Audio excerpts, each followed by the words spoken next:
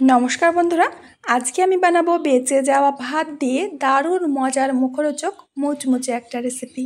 বেঁচে যাওয়া ভাতের এই রেসিপিটা তোমরা যদি একবার ট্রাই করো তাহলে জেনে বুঝে তোমরা ভাত বাঁচিয়ে রাখবে। আশা করছি আজকের এই সিম্পল সহজ রেসিপিটা তোমাদের অনেক পছন্দ হবে। তাহলে চলো বন্ধুরা শুরু করি। সবার প্রথমে আমি নিয়েছি ভাত। এটা কিন্তু কাল রাতের বেঁচে যাওয়া ভাত। ভাতটা একটু নরম হলে ভালো হবে। এখন এই ভাতটাকে হাত দিয়ে খুব ভালো করে চটকে নিতে হবে, আর যদি ম্যাশার থাকে ম্যাশার দিয়েও ম্যাশ করে নিতে পারো। আমি হাত দিয়েই খুব ভালো করে ভাতটাকে চটকে নিচ্ছি। ভাতটা যেহেতু অনেকটাই নরম ছিল, চটকে নিলেই হয়ে যাবে। ব্যাস, ভাতটাকে আমার মেখে নেওয়া হয়ে গেছে।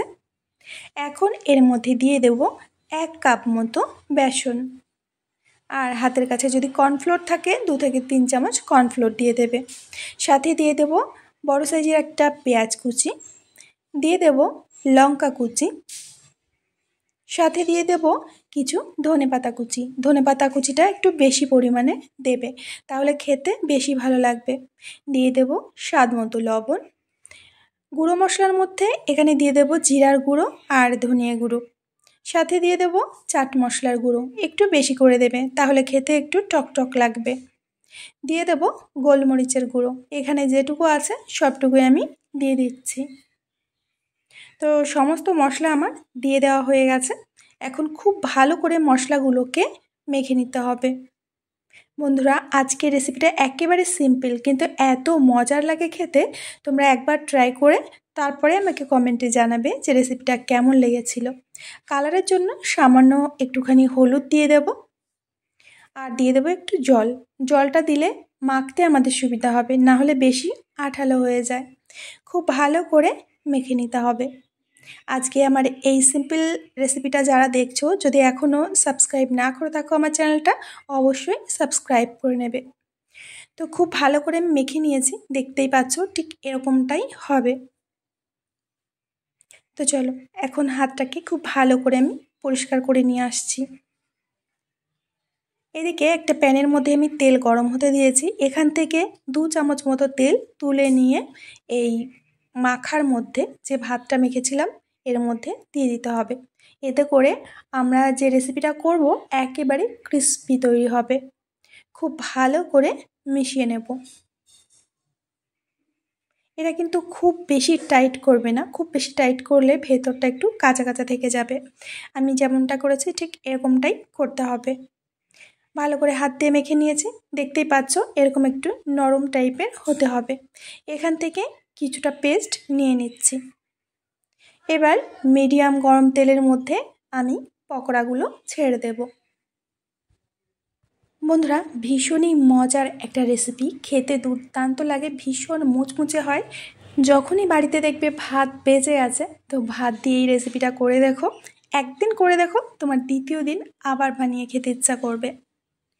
এখন মিডিয়াম গরম তেলেই এগুলো নেড়ে চেড়ে ভেজে নিতে হবে। একটা পাশ যখন হয়ে যাবে তখন এইভাবে উল্টে দিতে হবে। আর হাই হিটে কিন্তু এগুলো ভাজতে যাবে না, তাহলে বাইরে থেকে পুড়ে যাবে, ভেতরটা কাঁচা কাঁচা থেকে যাবে।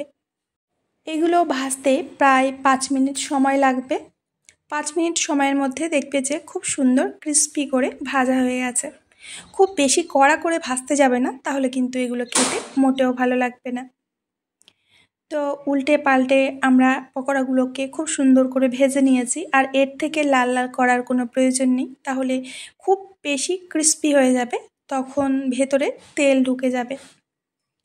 তো এখন নেড়ে চেড়ে এগুলোকে নামিয়ে নিতে হবে। দেখতে পাচ্ছ একটু লাল লাল হয়ে গেছে, দেখতেও অপূর্ব সুন্দর হয়েছে। তোমরা তো পেঁয়াজি খেয়েছো, পেঁয়াজির থেকেও বেশি টেস্টি হয় এই পকোড়াগুলো। সরাসরি প্লেটের মধ্যে না নামিয়ে একটা কাগজের উপরে আমি নামিয়ে নিচ্ছি, যাতে এর গায়ের এক্সট্রা তেলগুলো কাগজে টেনে যায়। তো একে একে সমস্ত পকোড়াগুলো আমি নামিয়ে নিচ্ছি।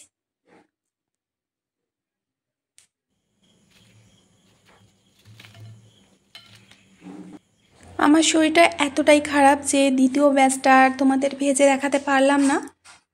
প্রথম ব্যাচটা ভেজে অল্প কিছু পকোড়াই তোমাদের বানিয়ে দেখালাম।